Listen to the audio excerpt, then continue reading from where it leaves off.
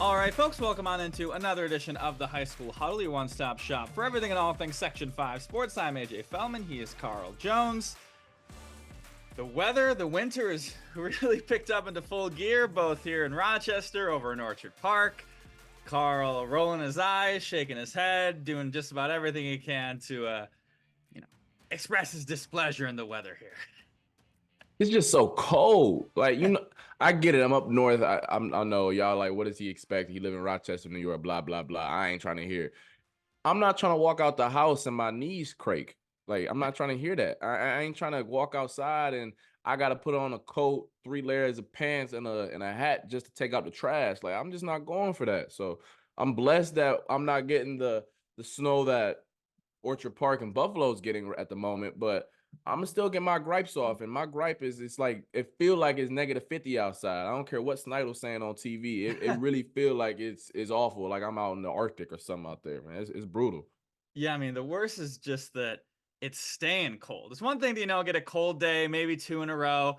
We pick back up, we get to relax a little bit it's just been cold, man. It's staying cold. I'm looking at my weather app right now. It's not going to get above freezing until Monday. And even then, we're hitting 34. The week after that, we're back in the 30s, so not too bad. But weather is causing some havoc out in Orchard Park, obviously. I was there in the Steelers-Bills game, obviously postponed from Sunday to Monday. Honestly, wasn't too bad. I wasn't out in the seats, so I didn't have to deal with 3 feet of snow on my seat when I got there. Mr. Terry Pagula, you're going to have to cough up a little more money to get some snow shovelers out there. I don't know how many people are going to want to trudge out there through a travel ban for $20 minus taxes and insurance and fees and all that crap. So, it was fine. It was a nice environment. Good thing about the weather was we were well prepared for it. So I literally had like 9 or 10 layers on during the game.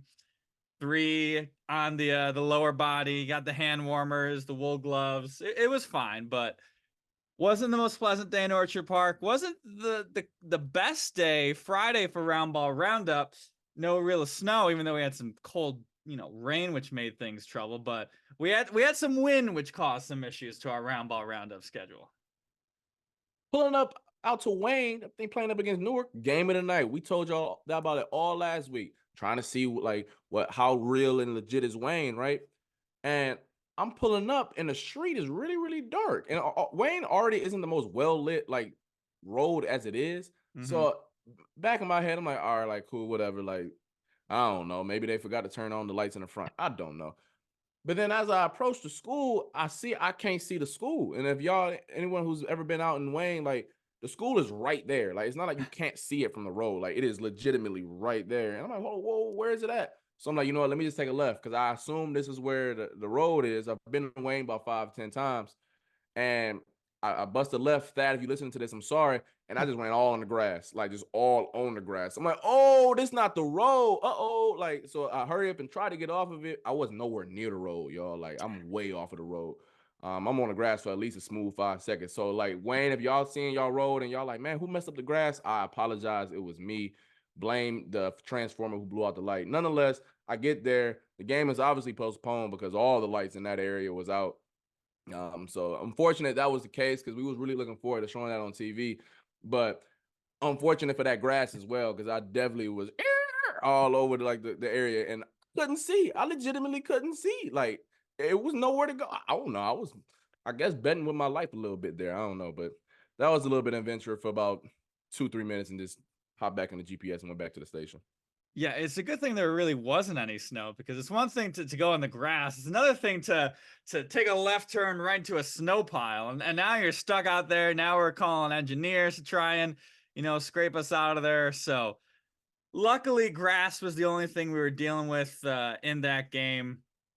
Yeah, but a real bummer that one got postponed. That game has been pushed. I'm trying to find the date. I couldn't quite find it right off the top of my head, but it's getting replayed at some point where they picked up in the second half. Luckily, it kind of came at a quote unquote convenient time. It was right at the half, so it's not like we got to worry about starting a weird time. It didn't happen in crunch time, anything like that. They're gonna resume it on January 24th. 6 o'clock. They're also going to run it back in Newark on February 9th. So we'll see if we can get out to that round 2. But I texted Paul Gotham over picking splinters. He's turned into a little bit of a bad luck charm because he was at the Friday night East Franklin game. Obviously, as we talked about last week, suspended due to a little tussle. Carl got delayed, couldn't go to that game. This time around, tried to go to the game that Paul UG was at, no such dice. So two weeks in a row where we've had our games of the night canceled. Quite a streak for the Roundball Roundup. As I'm pulling up too, that's what's wild about it. Yeah, so hopefully this Roundball Roundup slate, all the games stay on the schedule, knock on wood, knock on, anything you got here. But we'll get into some of our games for Friday a little on later in the show. But first, we go to our teams of the week, as always. The teams that we saw, the teams that are really impressing, the teams that making a bit of a statement here in Section 5 Sports. Carl, why don't you start us off? Gonna start with boys basketball, the Thomas Titans. I was impressed with what I saw them do on last Friday on our roundup slate, taking down Fairport 55-49. Impressive. Obviously, Fairport is a really good team. We've given them their flowers on this podcast before. But then they followed that up with a nice win over Penfield, taking them down by 10, both at home. And when you watch Thomas, we're probably going to show these lights right here. Not really like the craziest team, like not a bunch of high flyers, not dudes like crossing dudes up, but they are really, really sound. They're really technically sound. And they play like Fairport, Lashard Lowry, the point guard, and Aiden White. Like those are the two dudes. Like they are really, really, they go as those dudes go. And because of the type of zone that Thomas was playing, they really couldn't execute as well as they wanted to. So shout out to the Titans for how well they played. Offensively, they were getting into their sets. I wasn't able to watch the second half, but the first half, Fairport was really struggling to get into what they wanted to do. All the stuff came off really fast break type of things. Helped that they were at home. That student section was being funny. Gotta love the high school student section. That's the one thing you do miss. The difference between football and basketball. Like football, they're a little tucked away a little bit, about 20 yards behind you. You really can't hear exactly what they're trying to say. Basketball, they were right there. So like if they're saying some quick little witty comment, you like, you sure that you allowed to say that, dude? But like it's all love though, and it's all cool. So Thomas, it's my team of the week. Impressive win over Fairport, and then following that up with a win over Penfield on Wednesday. Yeah, and they have kind of really turned their season around here. They open up against Penfield, obviously the team they just beat. They lost by 20 to them. They suffer a 15-point loss to a really good Victor team. They lose to Rush-Henrietta. They lose to Schrader by 2 points. They lose to Hilton. None of these are really blowout games. They lose to Aquinas, but just tough teams they're playing. It's not going their way. Now they're turning some of these close games into wins. It seems like they're finding their groove, and they're going to get a chance to redeem themselves from some of these matchups coming up. On the 24th, they play at Victor. They got another tough game at Mendon on Friday night. I'm sure we'll be out at that one. Then they get Schrader Thomas once again, round 2. So a lot of season left for Thomas. They got a lot of games against some good teams in a short stretch of time coming down the stretch. They can kind of really turn to, push themselves up to contender status here in Class AA this season. Especially with the way they were playing. It wasn't like anything fluke related. It was like, we're going to play our brand of ball. And hopefully you guys, hopefully it leads to a win and 2 impressive win over 2 really darn good teams. Yeah, I mentioned getting to that contender class in Class AA because it's going to be really tough to get into the tip of the top of Class AA, because my team of the week, and I believe we've talked about them before, but they deserve it this week. The Athena Trojans boys basketball team taking down East. Just a thrilling victory on Saturday night. They were playing against East, 2 teams undefeated. Athena in Class AA, East in Class A. 2 of the best. This was, the game to watch maybe for the rest of the high school basketball season and the regular season. And East took it to them early. They were up 49-37 entering the fourth quarter. But then just something flipped with Athena. It's tough to keep them down for long because they have so many players where it just takes one of them to get hot at any time, and they've got a handful that can do it. And that person on Friday night was Mr. Corey Reeves. 15 points in the fourth quarter alone. They open up the fourth quarter on an 8-0 run. East hits a 3 to kind of answer. Then they go on a 13-0 run. So that's a 21-3 run combined against a really talented East squad to come away with the win 65-58.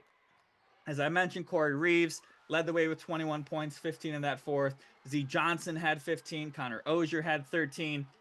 And Athena's, they've passed all their tests and they don't have a ton of tests left on this season. They got Eastridge on Friday. That'll be a good game for Roundball Roundup.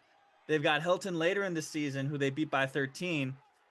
There's a chance they go into this, sectional tournament undefeated, which is really tough to do here in Section 5, just because, there's so many quality teams where, some team gets hot that you can beat them.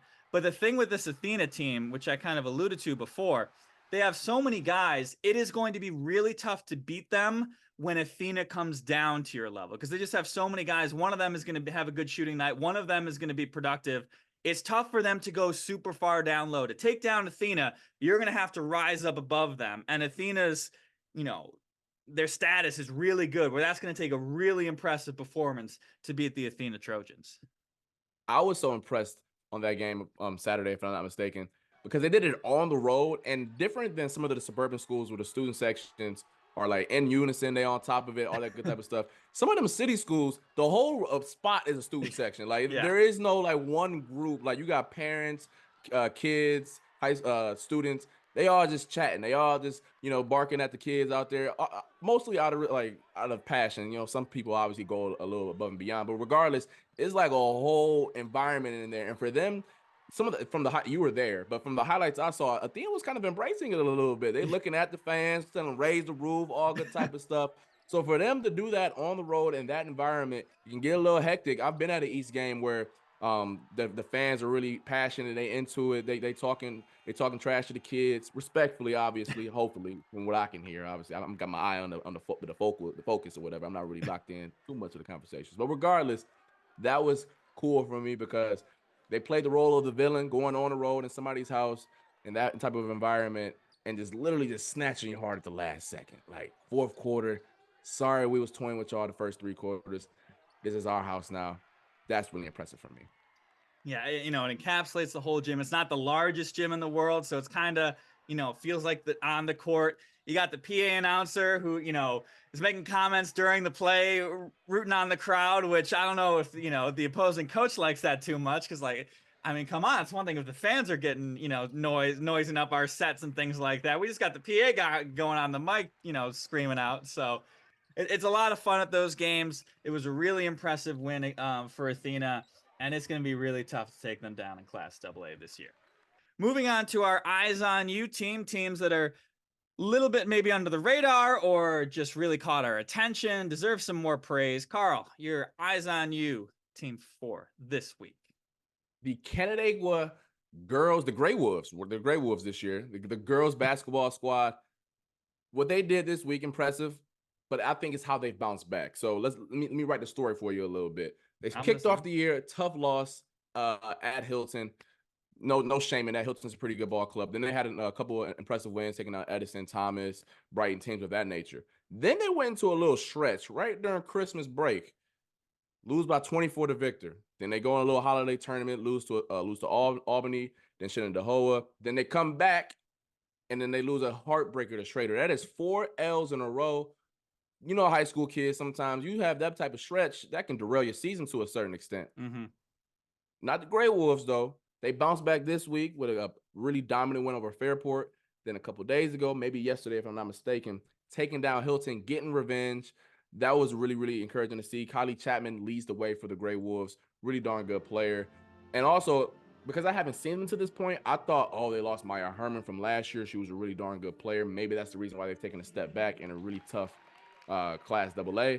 Nah, they just went through a nice little stretch. Ain't no shame losing to Schrader. Ain't no shame losing to Hilton and the other teams, or losing to Victor. So for them to bounce back and kind of say, hey, don't forget about us in Class AA. We can make some noise this year. Giving some of the other ladies some love. Macy Bacon is really good. Leah Sheridan is good as well. Julia Geithner. They have a bunch of players who can get things done, but they are led by Kylie Chapman. I remember her from last year. She's pretty good. Yeah, I saw them briefly in that Fairport game. Saw just a couple of the the opening plays in the first quarter there, and the thing about this Class AA section, we keep talking about it. Anytime you think you start to get a grasp on what this AA section is, it completely changes. Victor starts winning a lot of games. They start rising up. All right, Hilton knocks them off. Then Penfield and Hilton play, then all right, we talking about Penfield, and now Canandaigua loses a bunch of games. Like, all right, Canandaigua, they had a nice run last year. They made it, to the Final Four, whatever. They're dropping down. Okay, now they beat Hilton, so it's going to be really fun to watch down the stretch. The thing with the Grey Wolves, which is always a situation in high school basketball, when they're led by Kylie Chapman and Macy Bacon, probably their two biggest threats, both kind of from the forward position. They can both handle the ball a little bit, things like that. But when you get into that crunch time, when Mallory Heiss is pressing you in the playoffs, you got Victor and their swarming defense. When push comes to shove, you got to rely on, they got some younger guards, some guards who maybe haven't played as much in, these big time situations. It's going to be fun to see if they can rise up to the occasion and get the ball to their forwards who can do so many great things for them. Yeah, because I know in the past, you saw them a little bit last week. Canandaigua was a team, they pride themselves on defense. Yes. That's how they made their money, and that's how they were able to succeed in the past. So I'm sure that formula hasn't changed all too much, if anything at all, this year. So you're right, though. I mean, guard play really tends to lead you far in basketball, and that's not going to be any different in this really tough Class AA bracket.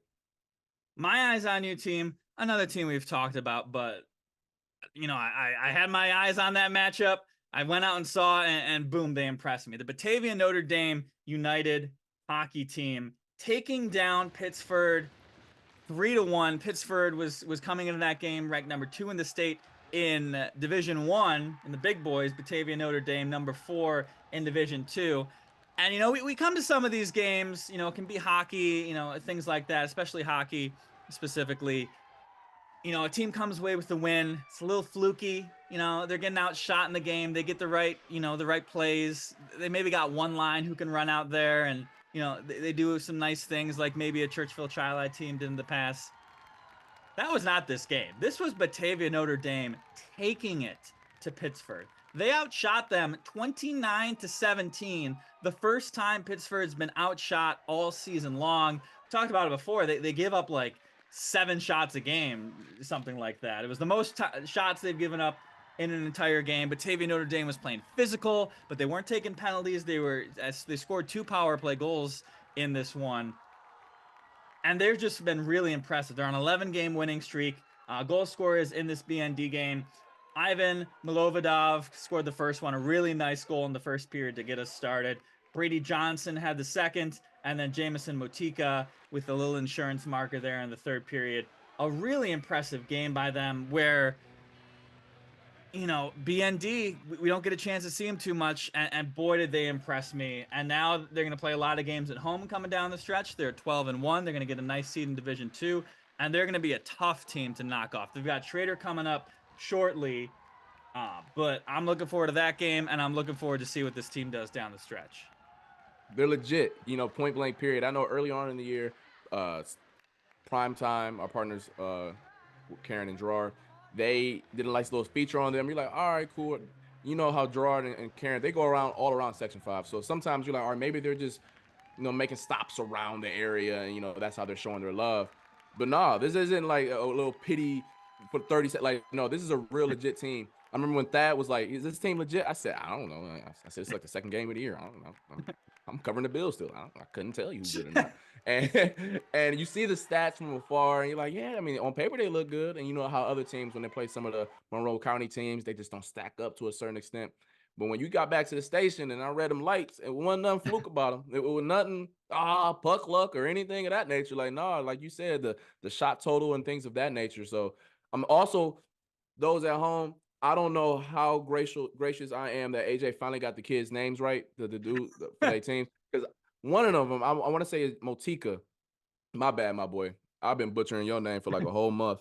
I'm sorry. And you know what? I know that's probably happened for a lot of times in your life, but we pride ourselves on being professional. So I'm happy that AJ did us a solid and got the kids' names right, because your name's gonna be called a lot here over the next month and a half. So I'm happy that we finally got the proper way to say your name, because boy, I don't even know what I was saying before. We're not even gonna go back down that road. I'm happy we got it right now, though. Yeah, excuse me. The second Milovodov scored that first goal, I'm like, all right, we're gonna find a coach, something like that, especially when they win. We're gonna figure this one out. Yeah, and they've got Schrader. They've got a big 2-game stretch coming up.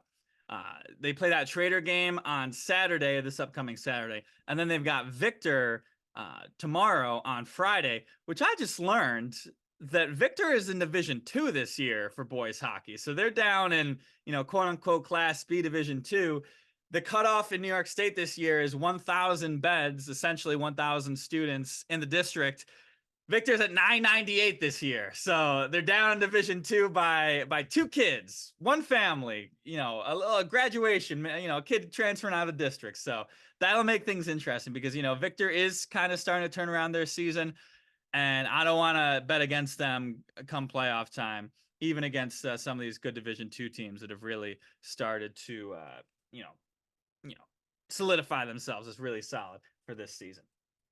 So we got a big slate of Roundball Roundup coming to you on Friday with some nice rivalry matchups, some good head-to-head games. Carl, why don't you start us off with your game to watch? Yeah, going back to the girls' slate. I don't need to put no ranch blue cheese. I know I'm in Western New York. I'm sorry. I should have said blue cheese. Whatever. Mendon versus Sutherland girls. This game's going to be at Mendon. It's a rematch of the Rainbow Classic. I believe December 22nd, right before Christmas at U of R. Sutherland won that first matchup. Took down, I believe the score was 56-60. 56-50, excuse me. That's one of Mendon's 2 losses on the year. They also lost to Palmac. Can Mendon get over the hump, take down their rivals? Because what's unique about this year, they're not in the same classification. Sutherland's in A, Mendon's in that rugged AA bracket. So, I mean, look, if you want some bragging rights, this is it. There is no, we'll get y'all in the playoffs. No, we're not seeing y'all until the cross season. So, at this point, you got to make sure that this is it. And it'll be a really good game. Obviously, these teams are really good, although Sutherland is ranked 8th in the state in Class A. Maybe Mendon will get some love, and if they were down in A as well, because I know AA is really, really good this year. But regardless, Sutherland's a really good team. We'll see if Mendon can get some revenge. Yeah, it's going to be a fun game, a fun night there at Mendon because the girls play, I believe, 7:30 tip it's scheduled. The boys play at 5:30 earlier. So you got that big 1-2 punch.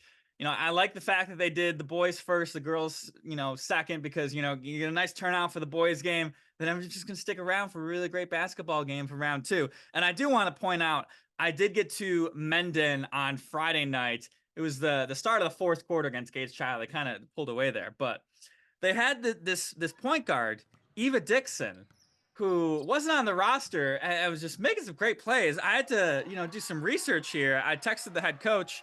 I'm like, who is this girl? She's Eva Dixon, 7th grader, up from JV, and I guess she's probably gonna stay down in JV. But man, she can hoop. She had some 2 really nice takes into the lane.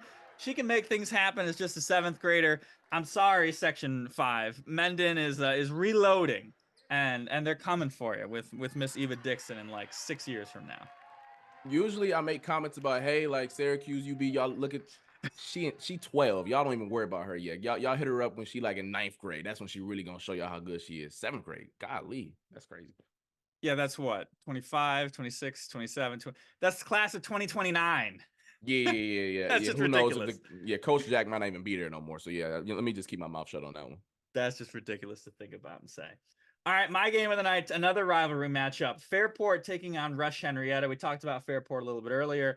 But this Rush-Henrietta team, they're at 6-5. Fairport going to come in at 9-3. I saw them take down Mendon on Saturday. I got to a lot of good games on Saturday. Jalen Taggart really impressed me with 31 points. He can finish. He's smooth coming through the paint. He's a force on defense, had a lot of steals. Some really impressive stuff from him, 31 points. Graylin Strong also had 11 in that win. They're led by Mr. Calvin Betts, a Section 5 Hall of Famer, played at UB, a very respected player and figure in Section 5 basketball. He could be one of the most active coaches I've seen in Section 5. In the most positive way I can phrase it, he's talking, he's communicating with his players nonstop all the time. Part of me is like, man, what a great coach. He's, getting, communicating with his players, things like that. Part of me is, that these players 20% of the time is like, man, just, we got this. We got this. But he's doing some good things there. Rush-Henrietta turning things around. And hey, RH is, they've had they had a little kind of a Cinderella run a couple years ago as the 8th seed making it to the championship game. So, he's trying to turn things around. A good coach, good presence, a good basketball mind. That should be a really fun one because RH just kind of turned their season around. They've got wins over Mendon, Schrader, and Brighton, 3 talented teams. They played in the opener. Fairport got the win 56-49. Let's see what they can do in round 2. Yeah, them coaches is always hilarious because for me, I wasn't good with body language. So like how I felt was really, you could see it. So like if you was talking to me and I wasn't trying to hear it, eyes rolling, shoulders down. So like I really respect the coaches who are enthusiastic like that because it really is infectious, especially impressionable on that age group. Like once you get to the collegiate and professional level, bro, I'm grown. I ain't trying to hear that. But like at that level though, that really helps out. And I'm sure the kids 1 through 12 appreciate just that type of energy for sure. No, when they're making plays, he's hyping them up, praising them, things like that, good shots, et cetera, et cetera. So they might be cooking something over there at Rush-Henrietta. So that'll do it for us here on the High School Huddle. Once again, you can find us rochesterfirst.com, YouTube, Spotify, Apple Podcasts. Carl's going to be going out to the Chiefs game, so I'm sure we're going to talk about that a little bit next week's show. There's a chance things get a little wonky with the schedule as we go down the stretch. We keep, ramping up our Bills coverage. We got a lot of Buffalo kickoff lives. Thad's going to, Buffalo on Thursdays for practice. Who knows what our travel schedule as a station is for the AFC Championship game if they were to get there. So we'll keep you posted. But if we have a show, you know where to find us. For Carl Jones, I'm AJ Feldman. It's time to break the huddle. We will see you next time.